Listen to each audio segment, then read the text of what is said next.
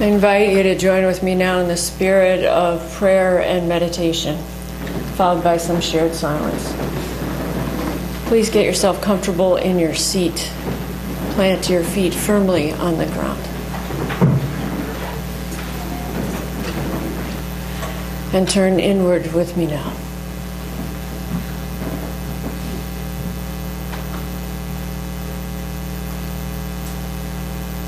Your day begins before you open your eyes. There's a chasm between consciousness and unconsciousness. In this slivered space, your aspirations sit quietly, slowly slipping into intention. And when you wake, eyes still rusty from sleep, your day opens to a new form. And each moment, with each breath and step and whisper and thought, you make little micro decisions. Some of them, your values, are so clearly aligned with action, there is purity of spirit and the best of you shines forth. Others, not so much. You repeat to your neighbor for the 5th time your joy over your son's acceptance into an Ivy League school. You took 6 years to graduate because partying trumped academics. With each telling of your son's accomplishment, you try to vicariously heal your own regret at youthful laziness.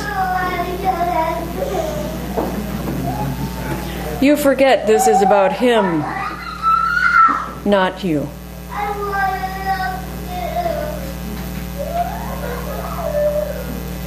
You spot an old acquaintance at the grocery store, but sneak into a different aisle. One day you were sharing in the gossip game and you spoke harshly about the acquaintance. They overheard you. You could have fixed it at the time, but didn't. You could fix it now, but chose not to. You leave the store with head down and a pit in your stomach. You run into an old colleague on the street, the one you most envied for his wit and intellectual prowess. You talk, and then you exaggerate your current success. Not by much, but enough that when you get in the car, you feel embarrassed that your insecurity got the best of you. Embarrassed you couldn't just show up as you, plain you. So much of our little micro decisions nobody else ever sees, feels, or knows about. But we know. This integrity with self can lose its way, yes. But it can also just as easily come back as our friend. When we've wronged or hurt another, we've missed the mark. Yet mistakes can be made beautiful. Our adult selves are always at our disposal for a sorry, a forgive me, I can and will do better. When our insecurity, regret, or faith in ourselves rears its nasty head, remember. What other people think of you is none of your business. What other people think of you is none of your business. Our integrity can always show up first if we let it. If we love ourselves enough to remember we are always enough, there is not need for masking self or embarrassment or pretending. Integrity is always our friend. And she has her hand on our back, steering us to our best selves, with a whisper to love ourselves and a reminder. We are always enough. May we heed her advice and counsel each day. May it be so. Amen.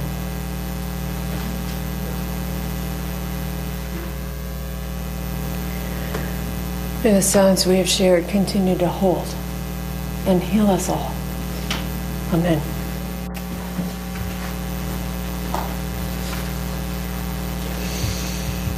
So I feel stuck. I hate to admit it, I'm not proud of it, but lately I've just been feeling stuck. My conscience has been spinning with information, and I just don't know what to do. This month alone has already been enough, and you know the news. A satirical magazine in France was attacked, killing over a dozen people. Boko Haram, the group that kidnapped hundreds of girls last spring, killed 2,000 people last week in Nigeria. Not to mention that someone bombed the NAACP office in Colorado, which didn't even make the national news. No one was hurt. And then if I let my conscience drift back a little bit further, there are the events of late where several unarmed black men and boys were killed by law enforcement officers. Michael Brown was 18 with possibly some stolen cigars. Eric Garner was 43 with no weapons, his last breath caught on video. And Tamir Rice was 12 years old with a toy gun. All of these events, these tragedies, these deaths and attacks, mostly of people of color, have not left me alone, so I can't really leave them alone any longer. My conscience is spinning, and one of the reasons it's spinning is because I don't know what to do, and I'm struggling with how I should respond to these things. Over the holidays, when my parents were visiting, I took them over to the Eastman House, one of my favorite Rochester places, and we looked at this small exhibit called The Birmingham Project by photographer Dawood Bey. And it's a series of portraits that Bey took in Birmingham in 2013 to mark the 50th anniversary of the bombing of the 16th Street Baptist Church, where 4 young African-American girls lost their lives and 2 young African-American boys lost their lives later that day in violence that followed. Now, these portraits were not of the actual girls and boys, ages 11 through 16, who died. Bey instead photographed boys, men, women, girls who were current residents in Birmingham. And the subjects represented the age of the young victims at the time they died and the age they would be today. And so there are portraits of an 11-year-old next to a 61-year-old and a 14-year-old next to a 64-year-old. I actually brought in the book that has the portraits in them if anyone wants to see them later. And as I walked around the exhibit, which remains at the Eastman House until the 25th of this month, I just felt this sadness. I mourned not only for the loss of these young, innocent lives, which was reasonable, which people did at that time and have done since, but I mourned for the loss suddenly of who they might become. I mourn for the loss of their unlived lives, these children who didn't make it to their high school proms or graduations, to their possible weddings, the birth of their children or grandchildren. I don't know what careers they might have had. I don't know how they could have impacted the world. On a Sunday morning, all they did was go to church like we did, like we do, seeking peace and rest, and their lives were taken away from them because of the color of their skin. And this exhibit, coupled with the news of late, deepened my unrest. And yet I still felt stuck. I still didn't know what I should do, what I could do, how I should respond. And maybe and hopefully I'm not alone in feeling this way. Maybe some of you are also feeling what I'm feeling. This is where you nod, so I know you're listening. We are sad. We're angry. We're upset. We're disturbed. We're troubled by how people of color continue to be treated in our country. And worst of all, we feel stuck not knowing how to respond to tragedy after tragedy, to death after death of people of color. Martin Luther King Jr., whom we honor this weekend, who we call prophet in this church, wrote the following words 50 years ago. "We have witnessed an eruption of the disease of racism which seeks to destroy all of America." These words were written for Selma in 1965, but when I hear them now, I think they still apply today in 2015 in the Rochester area. But it's actually what King said following that sentence that kind of shook me. "We've witnessed an eruption of the disease of racism which seeks to destroy all of America." And then he wrote, No American is without responsibility. No American is without responsibility. We are all responsible. So what's stopping us from responding to this disease of racism in our country? Why does our collective conscience continue to spin and not necessarily engage with what's going on? Why aren't we marching in the streets to decry the rampant injustice and racism that are still occurring? Well, it's not just the 30 miles between here and Rochester that isolate us. It's the color of most of our skin. It's something called white privilege. The majority of our congregation, in fact, the majority of Unitarian Universalism, is white people, mostly well-educated white people. And the privilege that comes with our skin color can sometimes separate us from getting involved and engaged. Maybe we haven't spoken up about how Black lives matter because we can choose not to. And we can choose not to because of our white privilege. But let me dig a little bit deeper into this with the help of Peggy McIntosh, who is a feminist and anti-racism activist who wrote a really helpful primer on the subject. And she talks about unpacking this invisible backpack that many of us carry that is full of white privilege. Here are a few statements that she says are in our packs. I can, if I wish, arrange to be in the company of people of my race most of the time. I can go shopping alone most of the time without being followed or harassed. When I'm told about our national heritage or civilization, I'm shown that people of my color made it as it is. I can swear, dress in secondhand clothes, or not answer letters without having people attribute these choices to bad morals, poverty, or the illiteracy of my race. I'm never asked to speak for all people of my racial group. I can easily buy posters, postcards, picture books, greeting cards, dolls, toys, and children's magazines featuring people of my race. I can choose foundation or bandages in flesh color and have them more or less match my skin. These items in many of our backpacks weigh us down, McIntosh writes, and can often prevent us from responding or taking action. But it's not the first time that we as a faith movement have been confronted with the disease of racism. 50 years ago, as many of you know, and many of you have seen the film that has been released on Selma, Dr. King went there and organized a march to Montgomery for the enforcement of voting rights for African Americans. Started on March 7th, 1965, where 600 people, mostly people of color, peacefully marched and were met with violence in what is now known as Bloody Sunday. Law officers had clubs, tear gas, everything that we've seen on the news lately.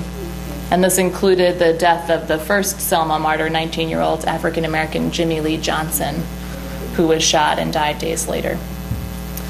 This brutal event was caught on video and aired on television, where hundreds of thousands of people suddenly took notice of what was going on. Following Monday, King sent out a telegram to clergy of all faiths asking them to show up in Selma. Several Unitarian Universalists did just that, and by Tuesday, 45 UU ministers and 15 UU lay people had made their way to Selma. The Reverend David Johnson, then minister of the UU Church in Bloomington, Indiana, remembers it well. And he says, quote, I was unutterably proud of our presence, but there was no time for pride. We had come because we had to. We were late, very late, 12 years late. The first voter registration drive was in 1952, and they were beaten into submission, beaten on street corners, in the steps of the courthouse, in their own churches, in their own homes. And we did not notice. End quote. But now they had noticed, just as we today are noticing the wrongs being committed against people of color in our society. And so they marched again a second time, this time 2,500 people. And King led them back to that bridge where they had met violence, but feared there would be further violence, and turned around and regrouped them at the Brown Chapel.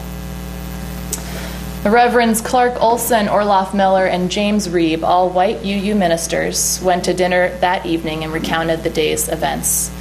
After dinner, they walked back to where they were staying, and they were attacked by 4 or 5 white locals, at least one of them with a club. and they beat the 3 ministers until one of them, the Reverend James Reeb, was near his death. After being taken to a hospital 2 hours away because the local hospital in Selma refused to admit him, Reeb died 2 days later. Dr. King spoke at a funeral for him in Selma. Reeb, who had worked in urban ministry in one of Boston's poorest black neighborhoods, left his wife and 4 young children behind, just like King later would. President Johnson took notice of this. UUs across the country took notice of this, and in the weeks that followed, an additional 200 ministers and 500 lay people made their way to Selma, many in buses from Rochester, actually. All said and done, it was a quarter to a third of our active UU ministers at the time who showed up, which is a lot. And they showed up because they could no longer let their collective conscience continue to spin without taking action. And as most of you know, there was a third and final march. 8,000 people did make the 54-mile journey to Montgomery over a few days. And one of those who went was a UU layperson named Viola Liuzzo. She offered to drive folks back to Selma after they had marched to Montgomery. And that evening, during one of her trips, a car full of KKK members pulled up next to her and shot her in the head, killing her instantly. She left behind a husband and 5 young children in Detroit. But before she had left for that trip, she saw Bloody Sunday on the news. She heard of the killing of the Reverend James Reeb, and she said to her husband, "It's everybody's fight. There are just too many people standing around talking." And Reeb had said similar words before his journey to Selma. "It's the kind of fight I believe in," he said, "and I want to be a part of it." In his book about these events and a UU Worlds article, which you can all take a look at later if you'd like as well, brought a lot of props today, Selma, Mark Morrison Reed, a minister who actually was settled in this area previously, he wrote that Selma was about being an authentic relationship to one's values, promises, and hopes, about giving themselves over to their conscience and sense of honor, to their faith, and what it stood for, to the future and all they hoped for. It was about our espoused values becoming our values of practice, he said. And what more can we say today about being a people of integrity? Integrity requires giving ourselves over to our conscience, just as our UU forebears did during Selma. So what is your conscience telling you now? Maybe it's telling you to skip my next sermon, so you don't have to have a depressing Sunday. But maybe, and hopefully, it's telling you something else. Maybe it's telling you what my conscience has been finally telling me lately. Show up. It's in our UU history and faith to show up, and Selma exemplified that. But how can you and I show up today? How can we listen to our conscience and act with integrity when confronted with this disease of racism currently plaguing our country? Where is our Selma now? How can we notice and act before it's too late? Well, you don't have to go far to show up. No one here is going to ask you to board a bus to the Deep South. Today's Selma is unfortunately everywhere. It's no longer pinpointed in one geographic location. It is in Ferguson, it's in New York City, it's in Ohio, and yes, it's even in our own backyard. The city of Rochester, your neighbor to the north, a place some of you have lived and often probably many of you visit on occasion, is one of today's Selmas. Sure, no one is standing at the courthouse barring African Americans or other racial minorities from voting in Rochester. There's even a young African American woman serving as mayor. But yet the city is one of the poorest in our country. And if you imagine the city to be shaped kind of like a circle, and many of you know Rochester geography better than I do, there's only actually one wedge of that circle where most white people consider it safe to live. And I know because that's where I live.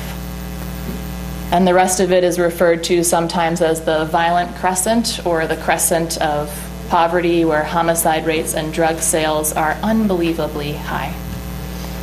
And when most white families in Rochester have children, they likely leave that one wedge of the circle for the suburbs, and they take their resources with them so their children can go to a better school.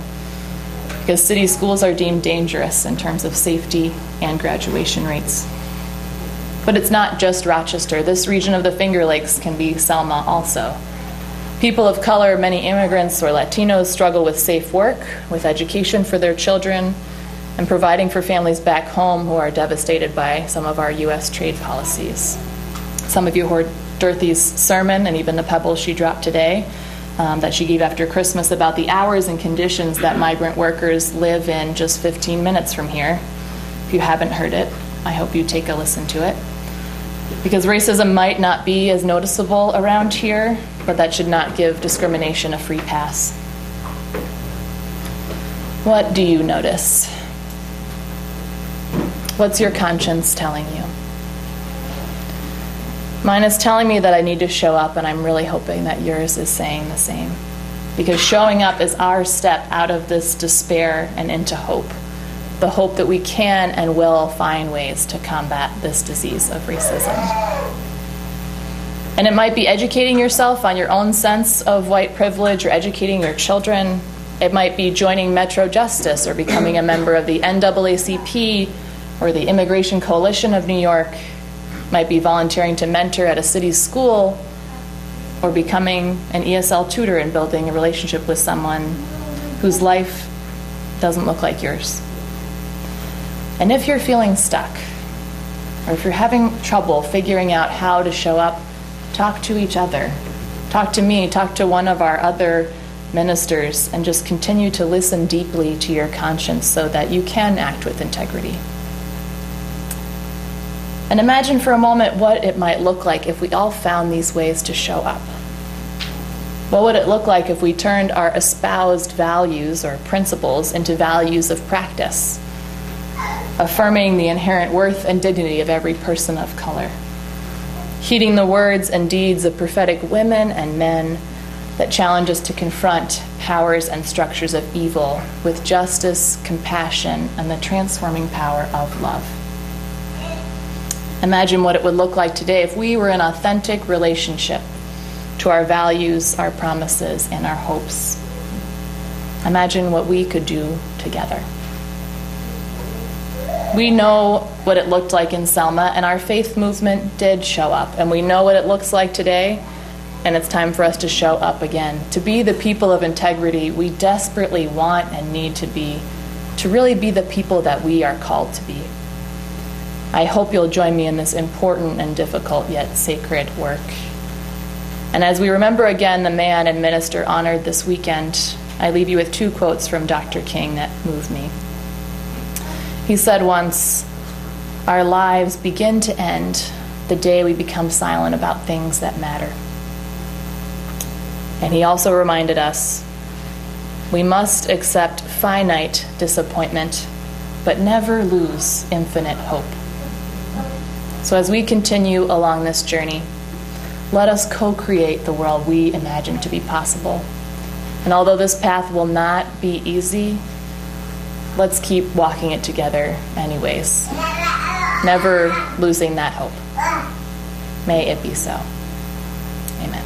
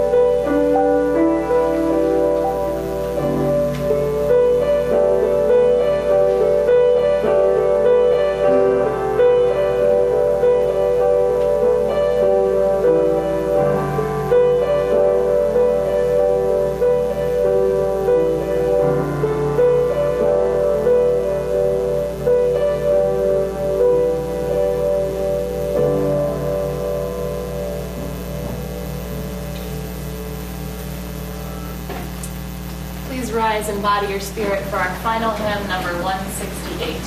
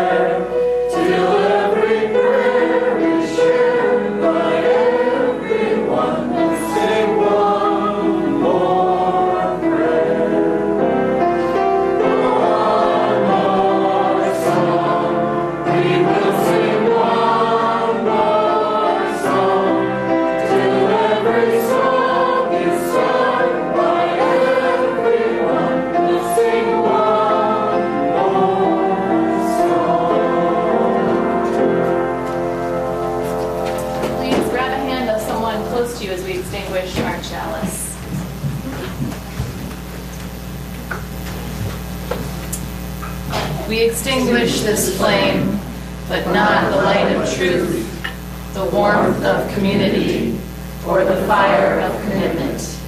These we carry in our hearts until we are together again. Thank you so much.